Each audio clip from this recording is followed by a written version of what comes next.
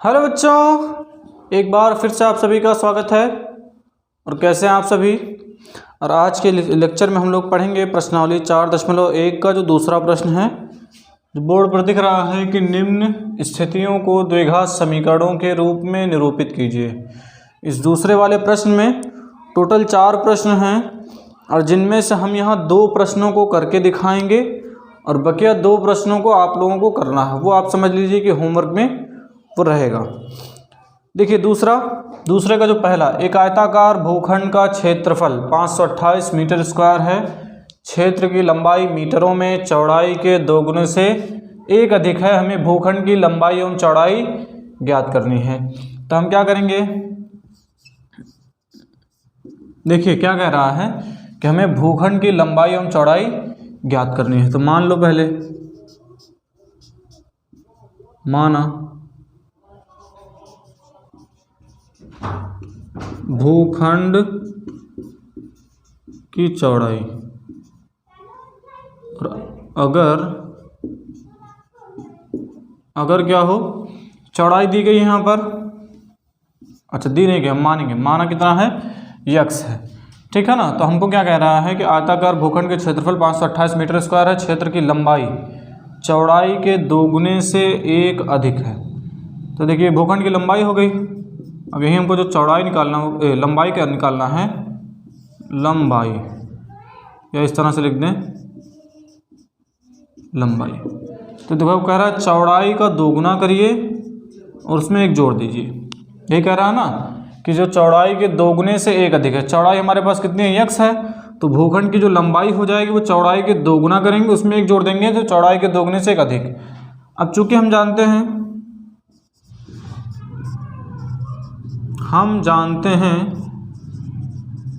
क्या जानते हैं कि जो क्षेत्रफल होता है किसका, यानी ये आयताकार है तो आयत का क्षेत्रफल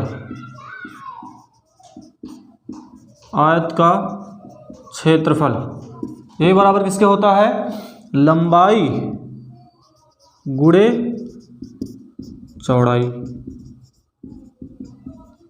ये होता है ना, आयत का क्षेत्रफल क्या होता है, लंबाई गुणे चौड़ाई। क्षेत्रफल दे रखा हमको, कितना दिया है, 528 मीटर स्क्वायर। अच्छा इसको हटा लो अभी। बराबर में देखो हम जानते हैं लंबाई कितना, यक्स, और ये है 2x + 1, ठीक है ना। 528 को भी ऐसे रहने दो। ये देखो यक्स हो जाएगा 2x स्क्वायर + यक्स होगा। जब अंदर का आप यक्स का अंदर गुणा करवा देंगे। अब उसके बाद क्या करिए, 528 इधर प्लस में, उसको उधर भेज दिए, तो हो जाएगा 2x स्क्वायर + यक्स माइनस 528, इधर बचा क्या, 0। और कह रहा था क्या कि हमको द्विघात समीकरणों के रूप में निरूपित कीजिए। तो ये हो गया पहले सवाल का। दूसरे का जो पहला है उसका निरूपण हो गया कि द्विघात समीकरण के रूप में हम कैसे दर्शाएंगे। इसको मिटा दें।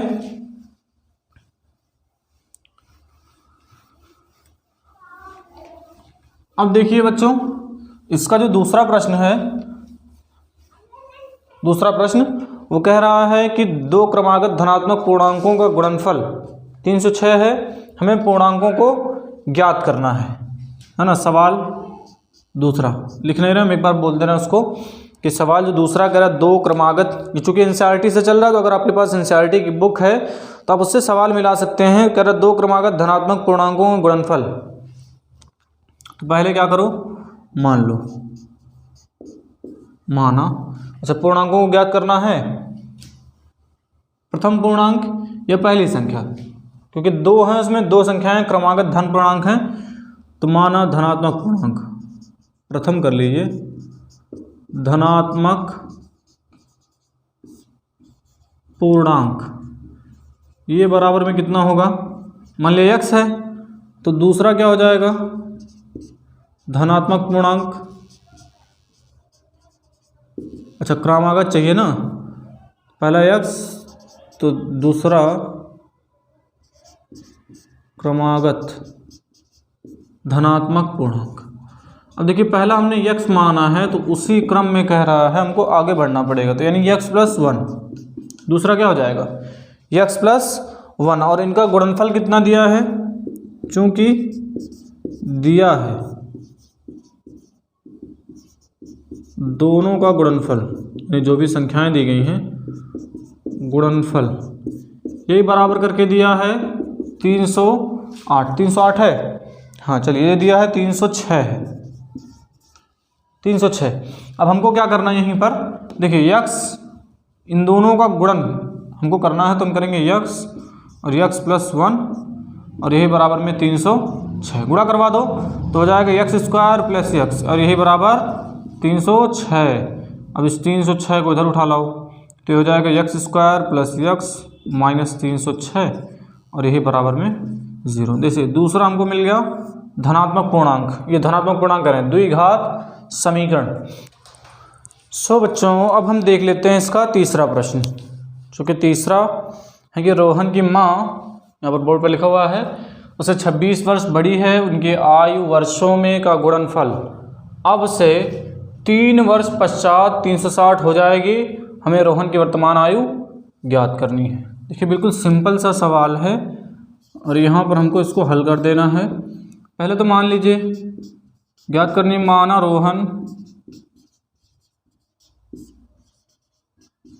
की वर्तमान आयु, ये कितनी है भाई, यक्स दे रखा है, मतलब हम मान रहे हैं कि हमें रोहन की वर्तमान आयु ज्ञात करनी है, तो हमने मान लिया कि रोहन की वर्तमान आयु बराबर कितना है, यक्स है, और रोहन की माँ उससे कितनी बड़ी है, 26 वर्ष बड़ी है। रोहन की माँ की वर्तमान आयु बराबर में कितना है, यक्स प्लस 26। अब से कह रहा है 3 वर्ष पश्चात, अब से 3 वर्ष बाद, 3 ही वर्ष है ना, 3 वर्ष पश्चात, हाँ तो यहाँ हो जाएगा 3 वर्ष पश्चात। तो देखिए रोहन की वर्तमान आयु क्या हो जाएगी, रोहन की आयु मतलब 3 वर्ष बाद ये हो जाएगी x प्लस 3, तो उसकी माँ की कितनी हो जाएगी, रोहन की माँ की आयु ये हो जाएगा x प्लस 26 है और इसमें 3 ऐड करेंगे तो आ जाएगा x प्लस 29, इतना है। तो कह रहा दोनों का गुणनफल कितना है, 360, कब, 3 वर्ष पश्चात, तो इन दोनों का गुणा करवाएंगे तो हो जाएगा x plus 3 into x plus 29 और यही बराबर में दे रखा है 360 के।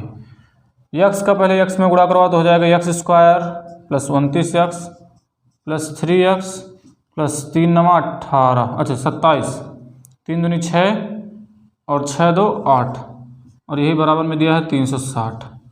अब यहाँ से ये 29 और 87 जुड़ जाएंगे तो देखो ये हो जाएगा एक्स स्क्वायर प्लस 3x, अच्छा 29x, अच्छा 29x यहाँ देखिए ये 29x तो लिखा ही नहीं तो अभी गड़बड़ हो जाता। देखिए 29 3 आ जाएगा 32x और प्लस 87, इस 360 को उधर उठा लाओ माइनस 360 यहाँ पर। देखिए x square plus 32x plus 32x और यहाँ देखिए 10 में से 7 गया कितना बचेगा 3 और यहाँ बचा 5, 5 में से 8 तो घटेगा नहीं 15, 15 में से 8 गया 7 और आगे 2, लेकिन ये माइनस में आएगा क्योंकि माइनस वाली संख्या बड़ी। तो यही हो जाएगा दिए गए शर्तों के अनुसार ये हो जाएगा हमारा द्विघात समीकरण, और जिसको कह रहा था कि ज्ञात करके दिखाइए। देखिए बच्चों ये तीसरा प्रश्न था, हमने 3 प्रश्न तक बता दिया है। एक प्रश्न जो कि रेलगाड़ी वाला है वो हम आप पर छोड़ रहे हैं, आपको उसको क्या कर लेना, हल कर लेना है। नहीं आता है फिर आप उसको बता देना कि नहीं आ रहा है। क्लियर है इतनी बातें? तो मिलते हैं आप लोगों से अगले लेक्चर में। आज के लिए यहीं तक।